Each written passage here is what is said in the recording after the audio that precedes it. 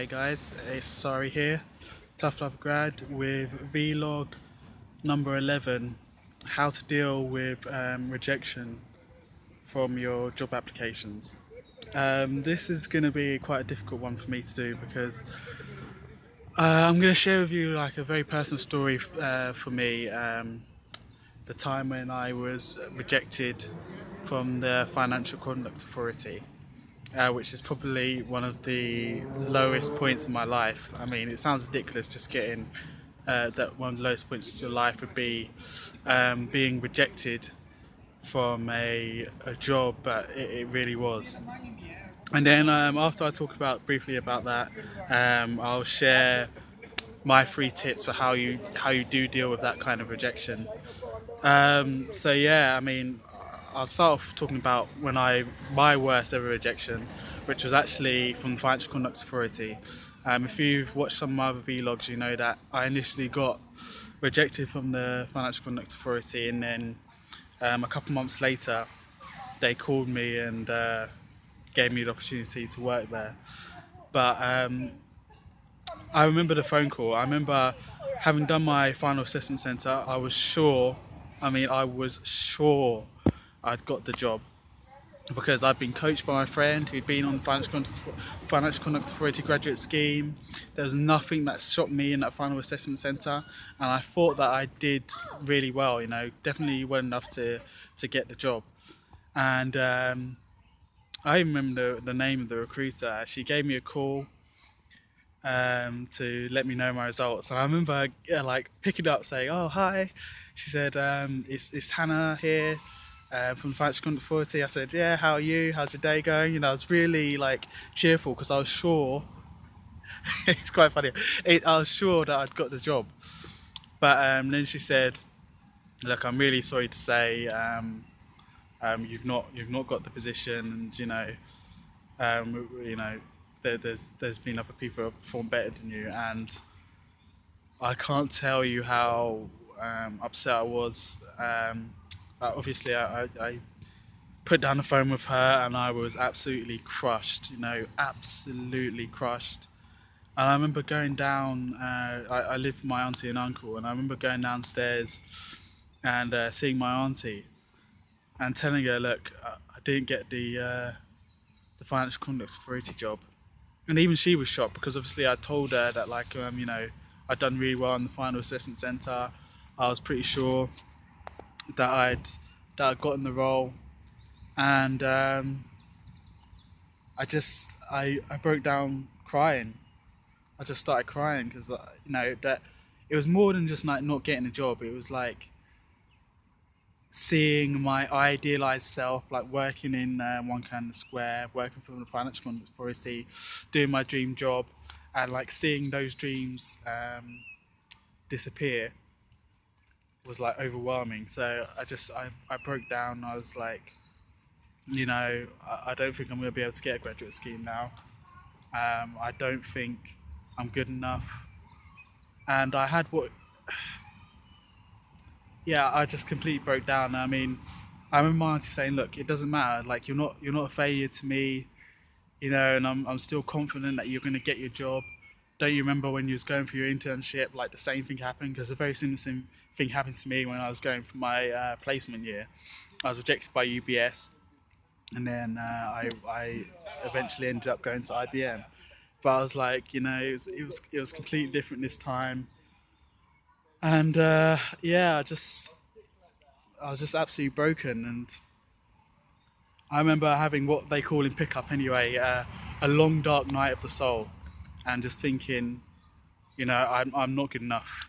There's if I can't get the Financial Conduct Authority scheme, even when I've had my friend helping me, then I've got no chance of getting any other scheme.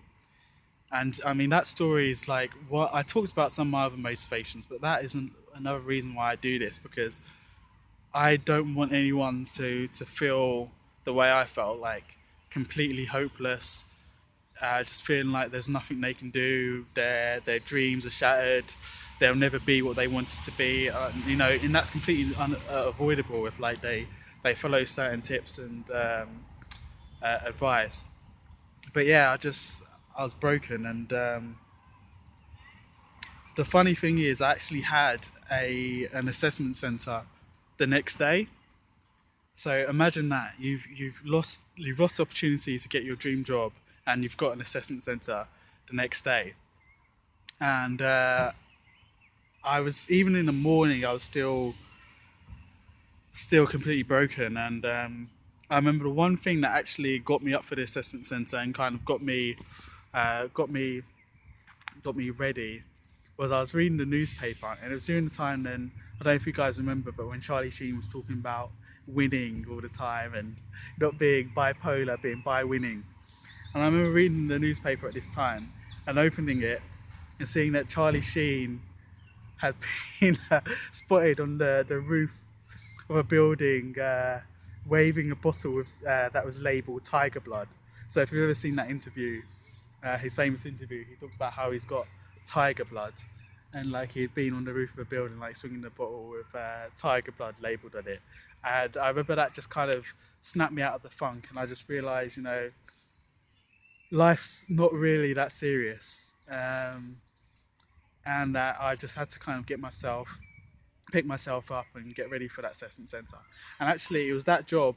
I don't know if I've talked about it before, but when the French Criminal Authority came back and in the end offered me 6 months, I actually had another job offer, and it was from that assessment centre and then subsequently the interview that I did.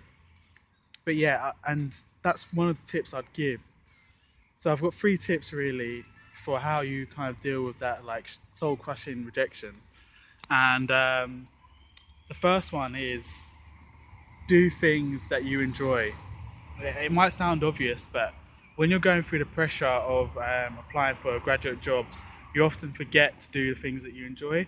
So, like, watch comedy, um, go out and play football if you like playing football, like, go partying if you like to party. Like, you need to do things that get your mind off of the pressure of applying for application schemes. So, as I say, in my case, just reading about Charlie Sheen, and I went home afterwards. I watched the interview, his winning interview again, and it just kind of um, got me back in, got me back to like a normal mood. And I definitely advise anyone that's going through this, like getting rejections, just to keep plugging away and don't stop doing the things that you enjoy doing, because I remember when I was doing it, I felt like I didn't deserve to be watching comedy or watching movies. It might sound ridiculous, but I felt like if I've not got a job, a graduate job, I shouldn't be doing these things.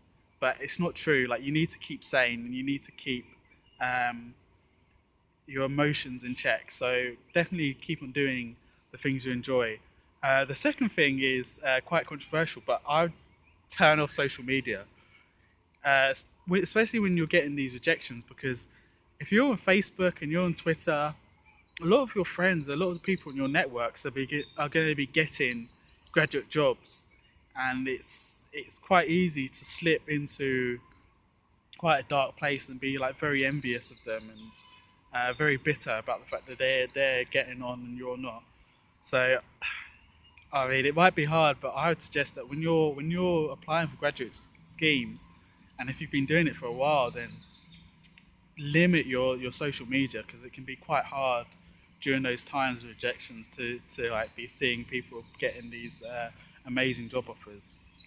And the third thing is another thing that might be quite seem quite obvious, but people forget to do when they're going through these hard times, and that is stay healthy. Like, go to the gym, eat well. um, During my graduate applications, actually, I didn't do this, and that was one of the reasons why it was so easy for me to slip into kind of those dark thoughts.